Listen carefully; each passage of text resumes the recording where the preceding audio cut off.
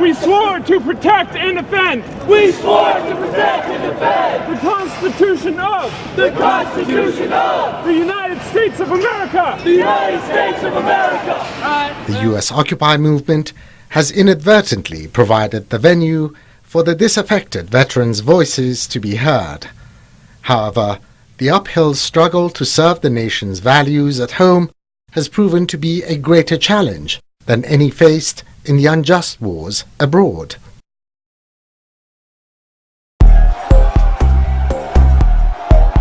First of all, about the Occupy movement. I think in all my years as an organizer, I've never seen such a moment of opportunity as I do today, where we see the American people really open, increasingly searching, looking for answers to these fundamental questions that surround us as our economy collapses, as our government is being drowned by corporate domination, as we're in this state of endless war to benefit these corporations, as we try to extract resources around the world.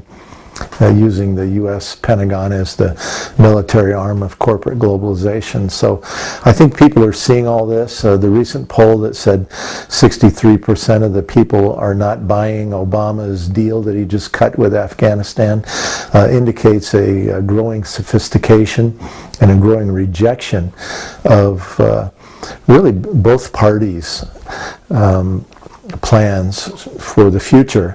So I think there's a great opportunity, but at the same time, there has to be real growth within the Occupy movement and within the activist community.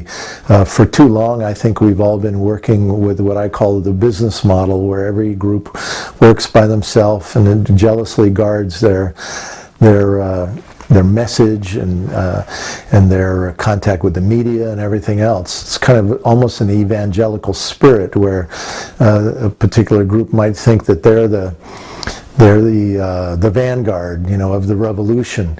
And I think that we can't fall into that trap where we think one group is more important or owns a message.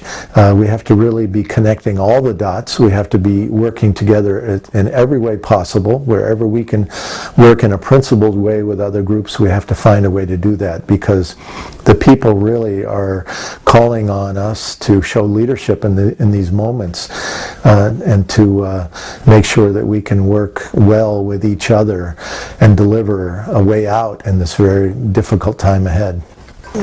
Today in Afghanistan, the U.S. government is spending more than $12 billion every month. And I saw last year a statement that said if you added up the collective debt of the 27 some states in the U.S. that are in fiscal crisis, that debt could be retired with 1 year's funding of the war and the occupation of Afghanistan. So clearly, these wars and occupations are indeed bleeding us to the point where we're facing social collapse across the country. Street protests have not been without mortal danger for the activist veterans. Scott Olson was critically injured when he was hit in the head with a projectile fired by police. Olson, a Marine who'd served 2 tours of duty in Iraq, suffered a fractured skull. However, others have been arrested and brutalized for little more than supporting their community's actions, or in one case, even carrying a sleeping bag. Far from the brutal police tactics in silencing the 99ers protests, the veterans have also been receiving a raw deal. Alex from Occupy Marines says, from multiple deployments of troops with psychological, emotional and physical wounds, to a few 100,000 homeless veterans, to veterans fighting tooth and nail for promised education and medical benefits, to police deliberate targeting veterans involved in current activist movements, it has become obvious to many that rhetoric portraying American military as heroes is as empty as a combat helmet knocked from a fallen soldier's head, skittering across the ground. The high-profile killings of veterans is not hard to single out. For instance, Sergeant Josie Gorena, U.S. Marine Corps, was 26 years old when he was shot 60 times and killed by a Tucson, Arizona SWAT team on May 5, 2011. Gorena was killed with his wife and 4-year-old son in the home behind him. Many of the veterans killed by the police suffered from PTSD and had not received the medication prescribed to ease their suffering due to lack of healthcare insurance or support from the Veterans Affairs Department. There is a visible lack of compassion and care for American servicemen and women who return with invisible injuries from unjust wars forced on weak and underdeveloped countries overseas by the ruling elite.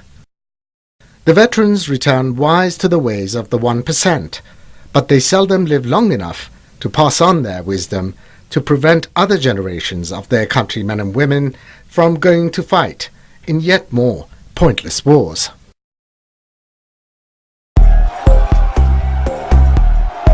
I think that the military issue, the Pentagon issue, this growing endless war, again, to extract declining resources around the world to benefit corporate globalization, and this militarization of our own culture that comes with all of that, has to be one of the key elements of a broader articulation that we find within the Occupy movement and beyond. So I don't think we can say that, oh, you know, that issue doesn't belong here. For example, some environmental groups don't want to talk about the fact that the Pentagon is the biggest polluter on the planet and has the largest carbon boot print on the entire planet today.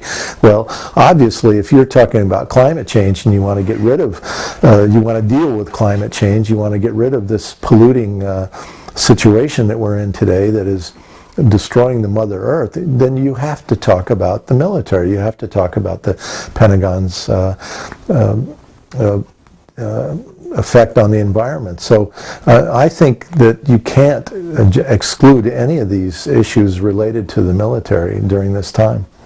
I think that the growing militarized response by the federal government and state governments, local governments to the Occupy movement is indeed a coordinated response.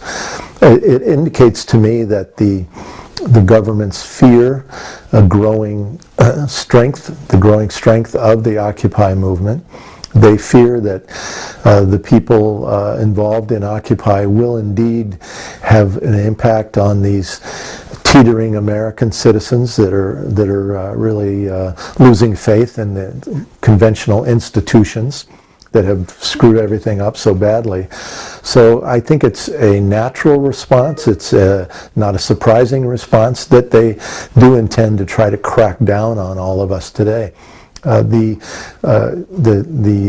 important thing for the Occupy movement and all activists today is, I think, to maintain a strict adherence to nonviolence. They're going to try to draw us into violence, and that's their game. We don't want to fall into that trap and to fall into their box, because they control that totally.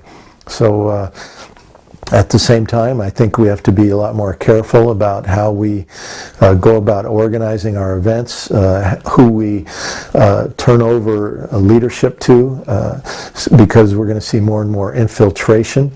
It doesn't mean we should be suspicious of one another and treat each other in a kind of very suspicious way, but it just means that we should really be cautious in terms of how we organize things. I think as long as we stay within our groups in a very open way, in a very decentralized way, and work together in a very principled way, we'll be able to sort out any people that come in that want to disrupt and take over our groups and lead us astray off into violent paths.